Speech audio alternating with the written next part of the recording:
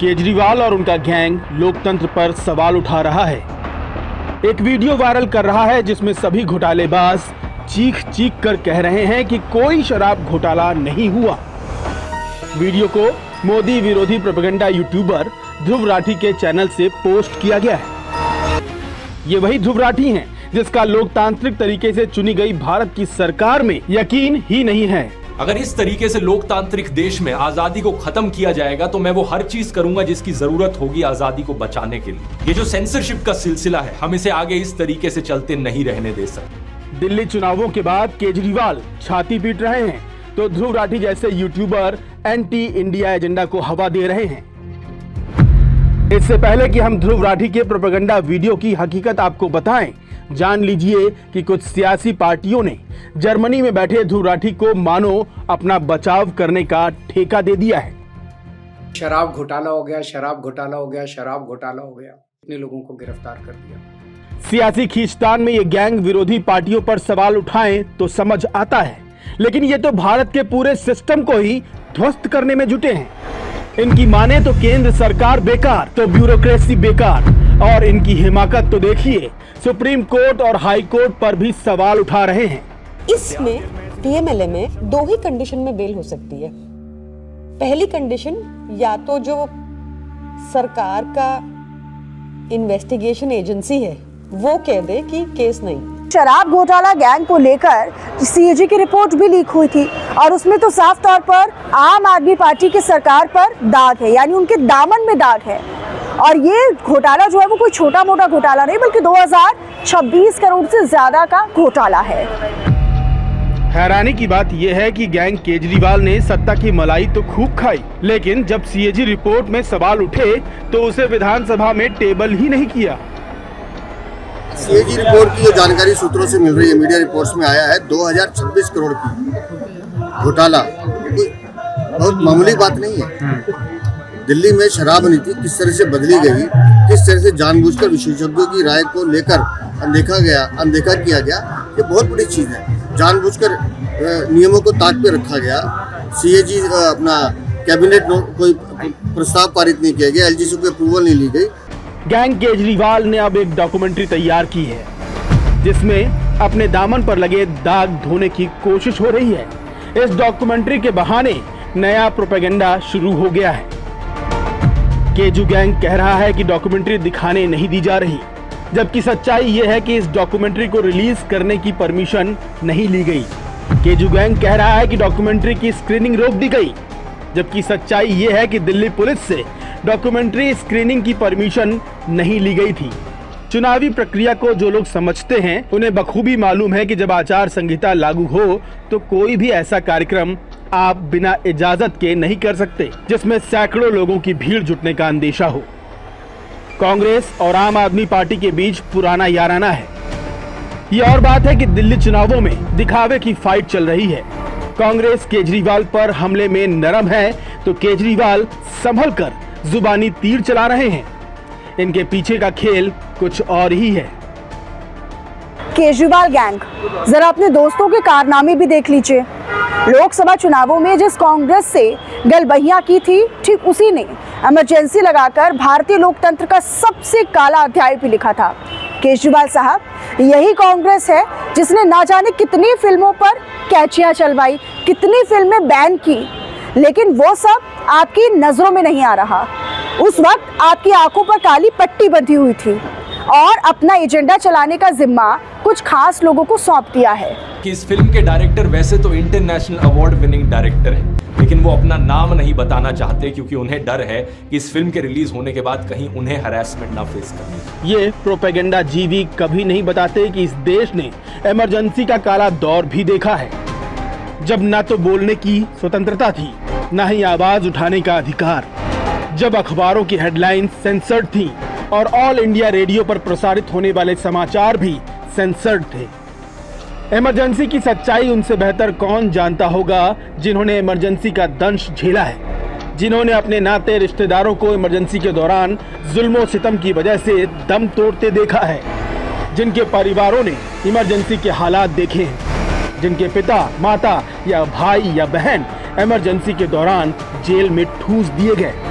लेकिन इमरजेंसी के खिलाफ बोलने में प्रोपेगेंडा जीवियों की जुबान लड़खड़ाती है। मैंने अपनी बहन को खोया इमरजेंसी में। आप लोग कुछ पढ़ते लिखते नहीं, कुछ जानते नहीं। आपको मालूम है मैंने अपनी बहन को इमरजेंसी के कारण खोया है, क्योंकि इमरजेंसी में डॉक्टरों ने मेरी बहन को नकली खून चढ़ाया था। और आप लोग कह रहे हैं इमरजेंसी प्रोपेगेंडा है।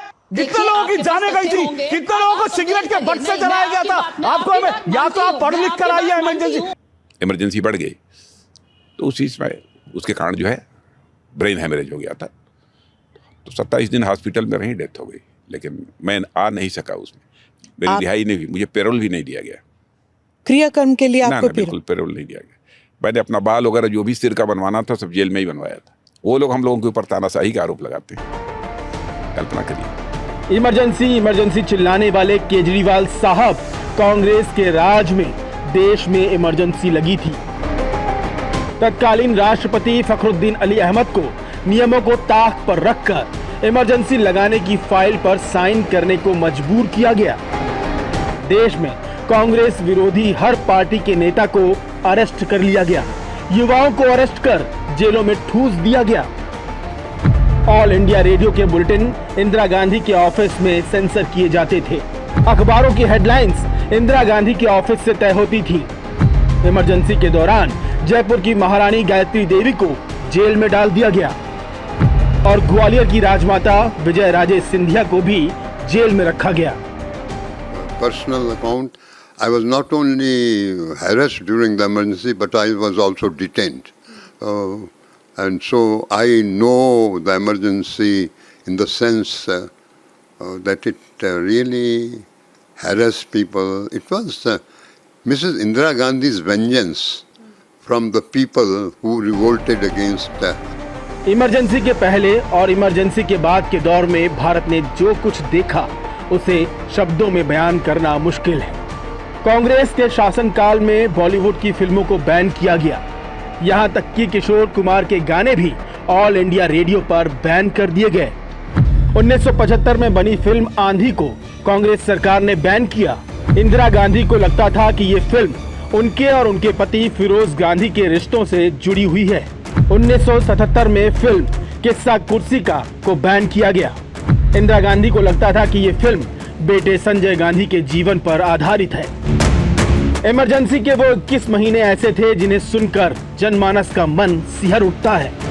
उस दौरान भारत के मौजूदा प्रधानमंत्री मोदी को भी अंडरग्राउंड रहना पड़ा था। जब आपातकाल का समय था, देश इंदिरा गांधी के तानाशाही रवैये के खिलाफ लड़ाई लड़ रहा था। इमरजेंसी के खिलाफ एक लड़ाई चल रही थी। उस समय मेरे जैसे बहुत साथी अंडरग्राउंड मूवमेंट का हिस्सा थे और उस समय यह अशोक विहार मेरा रहने का स्थान हुआ करता था। और आज लोग इन्हें आपदा कहते हैं, वे मुझ पर भड़क रहे हैं। देखिए तो सही क्या हाल बना रखा है दिल्ली का। गर्मी आती है तो पीने के पानी के लिए मारामारी, बरसात आती है तो जल भराव से परेशानी, सर्दी आती है तो प्रदूषित हवा में सांस लेना मुश्किल। दिल्ली के लिए इन लोगों ने हर सीजन, हर मौसम आपदा काल बना दिया है। कांग्रेस की तरफ से सेंसरशिप की कोई एक कहानी नहीं है। ऐसी सैकड़ों कहानियां हैं जो हजारों जुबानों से कही जा सकती हैं। कांग्रेस ने इमरजेंसी के दौरान किशोर कुमार के गानों को सिर्फ इसलिए प्रतिबंधित किया क्योंकि उन्होंने कांग्रेस की जनसभा में गाना गाने से इनकार कर दिया था। इंदिरा गांधी को यह भी किशोर कुमार का विरोध ही लगा था। कोई मुझे बताए किशोर कुमार का क्या गुनाह? जानते हैं किशोर कुमार को? जानते हो ना? आपको मालूम है उनके साथ क्या हुआ था? बहुत कम लोगों को पता है। किशोर कुमार फिल्म इंडस्ट्री के अच्छे पार्श्व गायक। उस समय कांग्रेस ने कहा कि हमारे यहां गाने बजाने के लिए आ जाओ। उनको लगा ये भी गाने बजाने में जुड़ गएंगे।